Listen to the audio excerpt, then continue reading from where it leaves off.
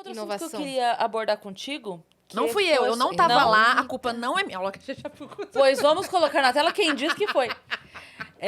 Não, eu queria falar com você a respeito da sua a mudança do lifestyle e toda essa sim. transformação que você fez. Quando começou? O que te motivou? Então, eu comecei a fumar uma pedrinha de crack em jejum. Ó, mentira.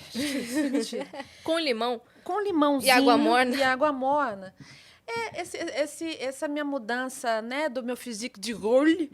Que mudança é essa que vocês estão Eu falando? emagreci um pouco. Ah. Bastante, na verdade. Agora eu tô no platô, porque a pandemia tirou a gente da rotina de malhar, de correr e tudo mais. Mas eu era uma... Não, tinha dia que a Paloma postava começando a correr. Você tava indo dormir. Ela postava começando a correr. Aí eu acordava, fazia as coisas, podia usar e-mail, almoçava, saía pra trabalhar, voltava do show, a Paloma voltando pra casa dela. Eu falava, meu Deus do céu. Ela correu Ela de foi, ela BH ao Rio. Ela começava a correr como ela fala. Ela ia embora. Ir embora. Eu comecei a criar uma rotina de correr 10K, né? Umas 3, 4 vezes por semana. Que legal, pô. Mas foi uma consequência. O meu emagrecimento foi uma consequência de uma busca desesperada por qualidade de vida, assim. Eu estava muito deprimida, eu sou uma pessoa, tenho uma condição de depressão, mas que já estou medicada. Eu brinco, porque agora eu consigo brincar com isso. Mas a depressão é uma doença que pode ser tratada e você ter uma qualidade de vida. E teve uma época E da é importante minha vida... você dizer isso, porque a gente está num momento em que muitas pessoas estão passando por isso e, de Sim. repente, tem ainda preconceito, a vergonha, aquela coisa Não de... quer mas... ser diagnosticado com...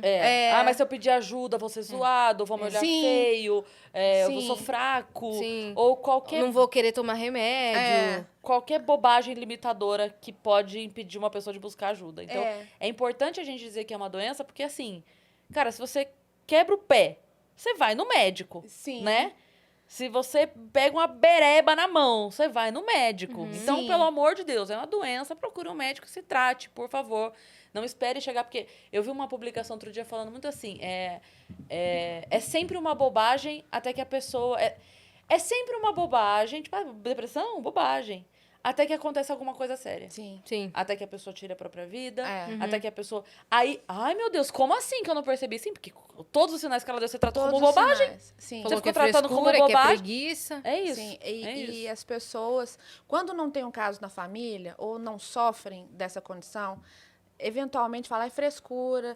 E eu cheguei num ponto em que eu queria, de fato, acabar com a minha vida. Era um sofrimento tão grande que eu já não sabia como lidar com a minha existência. Às vezes as pessoas pedem para a gente explicar o que a gente sente, a sensação é que a gente não consegue estar na nossa presença. É um sofrimento mental tão grande que a gente não sabe para onde ir.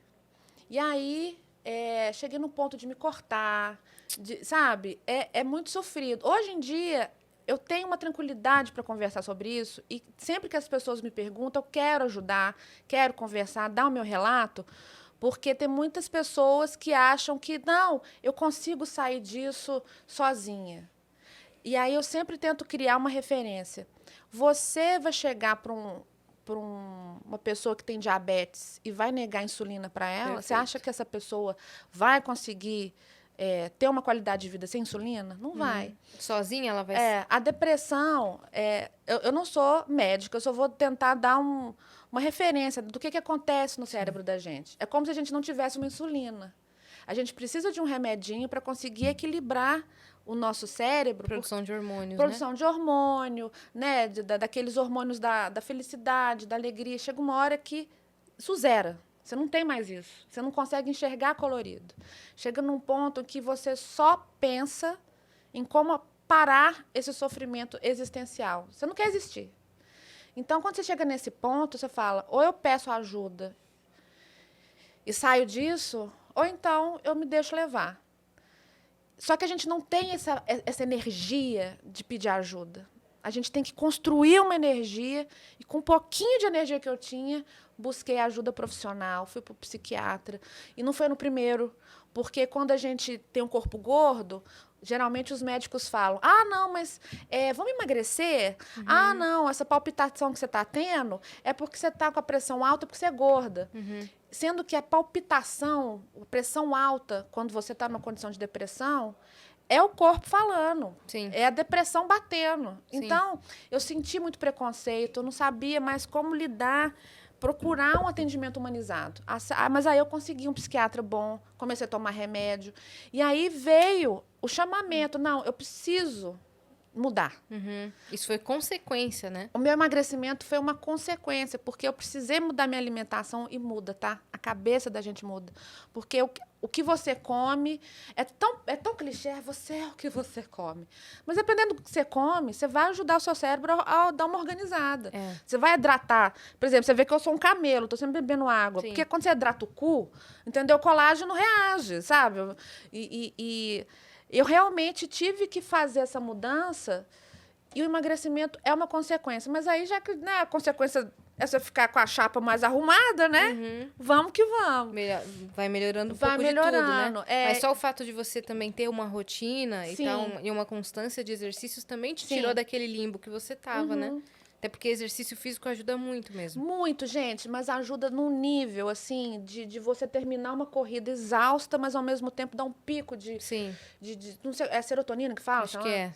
Serotonina. Dá um pico de felicidade. É como se fosse uma droga do bem. E cada vez que você corre, eu quero mais. Sim. Então você cria uma rotina. Então, para mim.